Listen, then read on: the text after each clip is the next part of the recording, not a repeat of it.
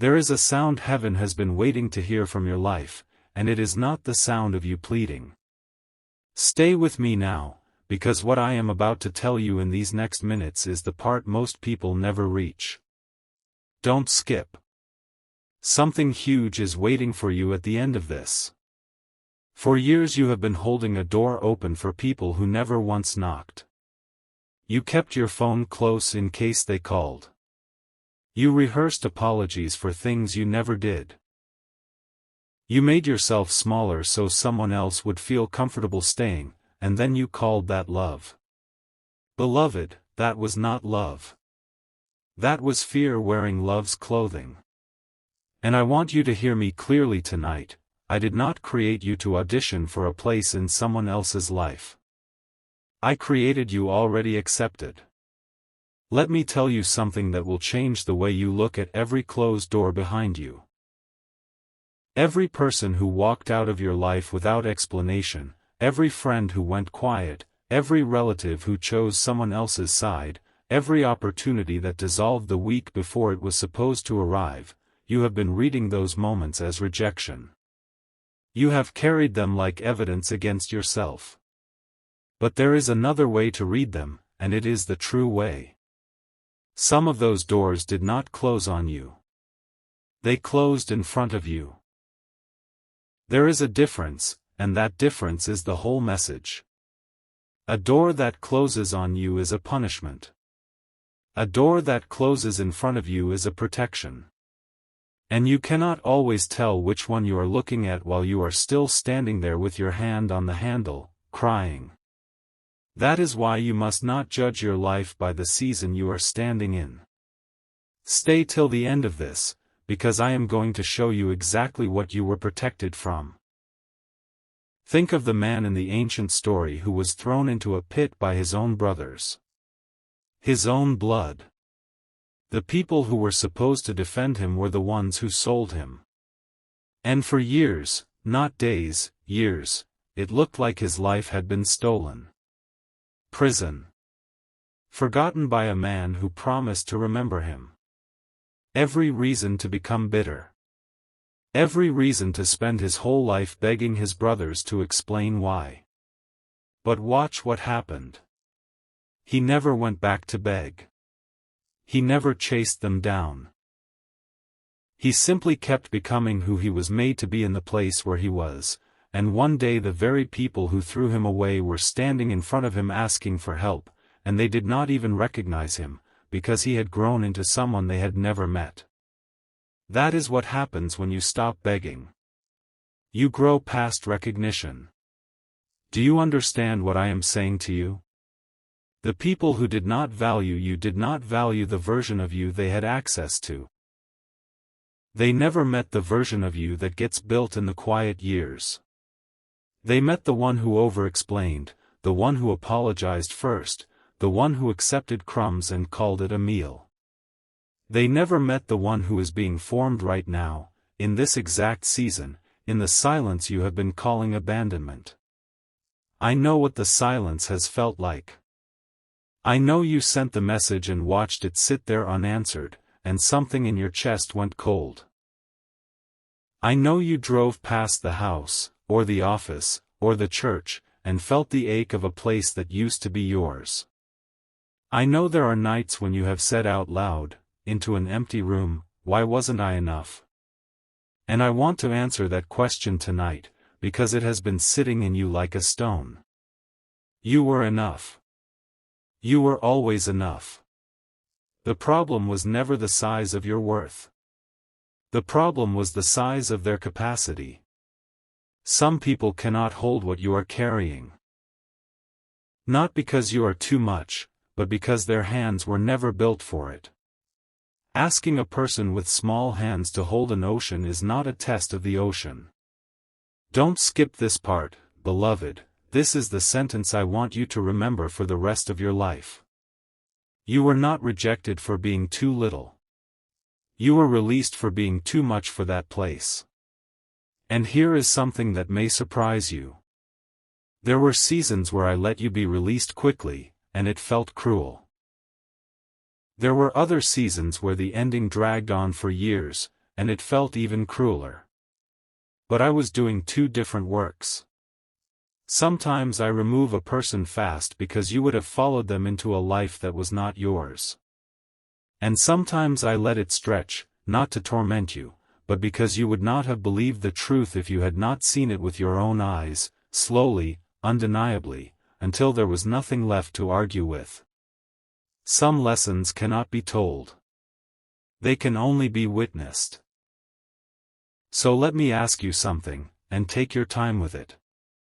What would your life look like right now if you had spent all that begging energy on building instead?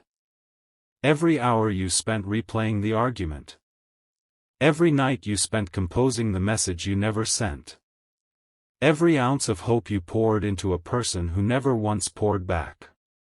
Imagine that same energy aimed at your own becoming. That is not a guilt trip. That is an invitation. Because that energy is not gone. It is still in you.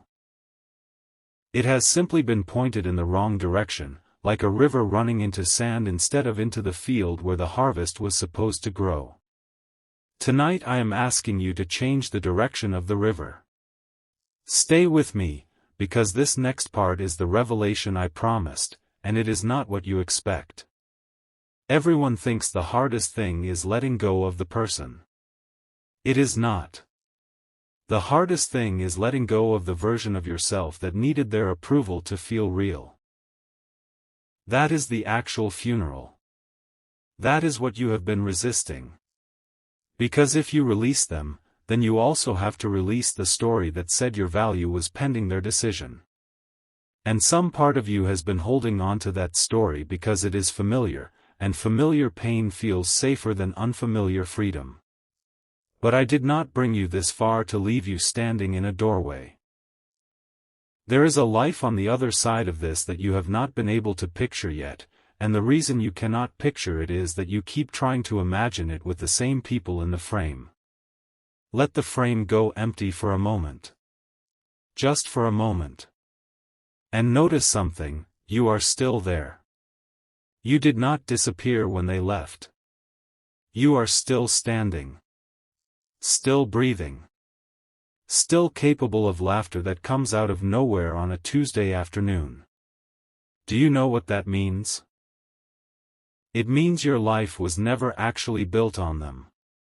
You only thought it was. There is a kind of person I am raising up in this hour, and I want you to know whether you are one of them. They are not the loudest people in the room. They are the ones who have been quietly rebuilding after something broke them. They are the ones who still show up kind after being treated unkindly. They are the ones who forgave people who never apologized, not because the offense was small, but because they refused to carry poison for the rest of their lives. If that is you, then understand what is happening. You are not behind. You are being trusted with something heavier, and heavy things are only given to people who have been strengthened first. Don't skip now. We are close to the part that changes everything. There is a moment coming in your life. I will not tell you the date, and be careful of anyone who tries to sell you one, but there is a moment coming when you will be in an ordinary room, doing an ordinary thing, and it will hit you that you have not thought about them in weeks. Not with anger. Not with longing. You will simply notice the absence of the ache, the way you notice that a headache is finally gone. And in that moment you will understand that healing does not arrive with trumpets. It arrives as quiet. It arrives as the strange peace of a person who has stopped waiting. That is the day your begging ends. Not by force of will. By outgrowing the need. And when that day comes, something else begins. Because a heart that is no longer begging becomes a heart that can finally receive. You cannot receive with clenched fists. You cannot be filled while you are still pouring yourself into a container with a hole in the bottom. So much of what has been prepared for you has been waiting on the other side of your open hands. Let me say this plainly, because I do not want you to misunderstand me. Stopping the begging does not mean becoming cold. It does not mean building a wall so high that nothing beautiful can climb it. There are people who mistake bitterness for strength, and they end up protected and starving at the same time. That is not what I am calling you to. I am calling you to something much braver. Stay open.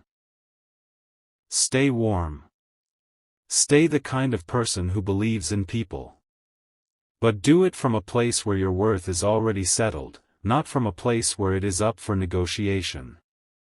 That is the difference between the old you and the one being formed. The old you loved in order to be chosen.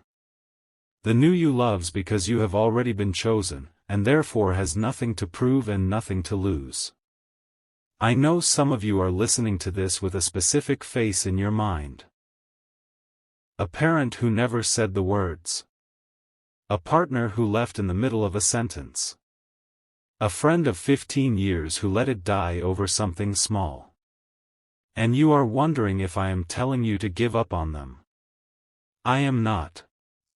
I am telling you to stop building your identity on their response. Pray for them if you want. Wish them well from a distance. Leave room for restoration if restoration is meant to come. But take your name off the waiting list.